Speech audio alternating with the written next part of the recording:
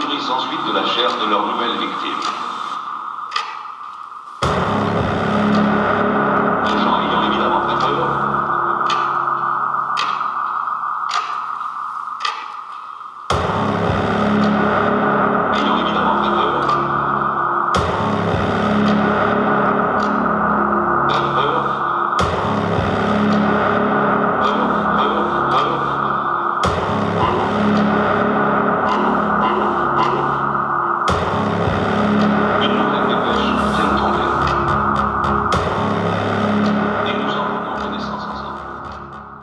fouillant un petit peu dans cette imagerie, cette figure de culture pop qu'est le zombie, je me suis vite rendu compte qu'il y avait énormément de sujets qu'on pouvait traiter. Parce que le zombie, à la fois dans son rôle horrifique, mais en même temps cinématographique, littéraire aussi, puisque énormément de choses en fait sont emparées de tous les pans de la culture. Et puis aussi, surtout, l'aspect politique que revêt cette créature du zombie, qui est super intéressante, parce que ça nous permettait de parler en fait aussi de l'état de notre société, ce que j'aime faire dans mes spectacles, comme ça a pu être fait avant avec d'autres spectacles.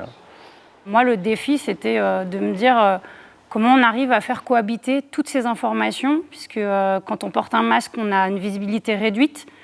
Et du coup, quand on est à la fois marionnettiste avec une marionnette autoportée et un masque devant le visage, ça fait qu'on perd en fait la connexion avec les partenaires.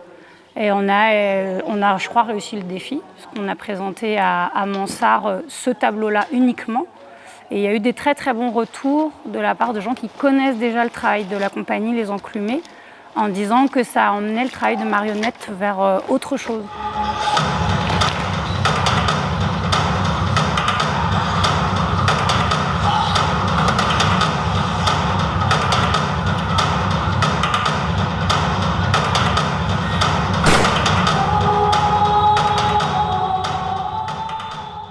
Z, du coup, c'est donc un spectacle sur la zombification dans son sens moderne et sur une recherche de ce que représente le fait de se zombifier aujourd'hui, avec un virus qui se transmet non pas par la morsure, mais par l'influence, une sorte de virus idéologique qui voilà, se transmet par la parole, par les images, par tout ce qu'aujourd'hui on peut utiliser et employer pour changer l'idéologie de quelqu'un, ou en tout cas les influencer, comme fait mon personnage. Vous reprendrez bien un petit peu de liberté de penser. Profitez-en, il n'y en aura pas pour tout le monde. Plus largement, ça parle aussi de cette part en nous qui a besoin de respirer, de survivre et de transcender le chaos.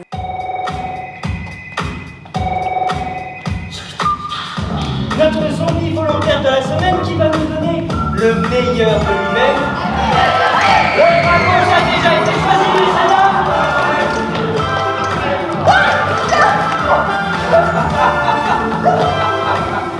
Félicitations!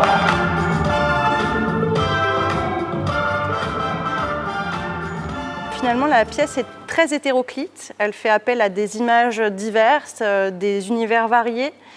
Et il a fallu arriver à osciller entre différents genres musicaux, notamment le style très cinématographique en fait, du début de la pièce, qui va lui être la résultante d'inspirations qui sont plus de l'ordre du cinéma véritablement, mais également faire des choses aussi très courtes comme des jingles, des missions un peu rétro. Et puis, par ailleurs, d'autres scènes un peu plus poétiques, comme la scène de l'enfant, qui, elles, vont osciller entre des orgues pour nous créer un caractère semi-gothique et en même temps enfantin. Tout ceci agrémenté avec ce qui fait quand même mon corps de métier de base, une musique très électronique. Même s'il a l'air dangereux, le zombie est aujourd'hui parfaitement inoffensif.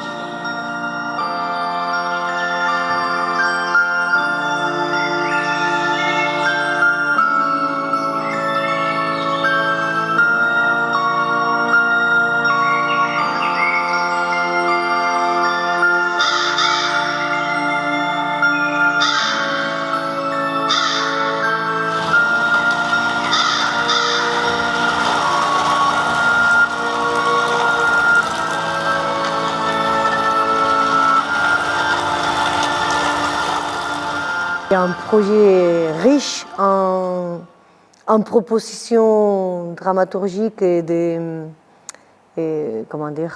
d'images et des propositions de jeux, parce qu'il y a des marionnettes portées, il y a des marionnettes bunraku qu'on manipule à trois, il y a des objets aussi, il y a des rôles, enfin il y a des moments où c'est juste comédienne pure, on peut dire. Il y a aussi des moments chorégraphiques qui sont hyper riches aussi. On travaille aussi avec les masques. Quoi de mieux pour commencer ce live historique que ce sublime extrait de La Nuit des Morts Vivants de Georges Romero. On va naviguer dans des tableaux pendant 1 heure de spectacle qui vont nous guider à travers toute l'imagerie de la violence collective, du zombie qui est un peu un bouc émissaire, qui est une créature qui nous permet de laisser sortir notre animal en fait, collectif en lui arrachant les bras et en fait en pouvant vivre cette violence de manière collective.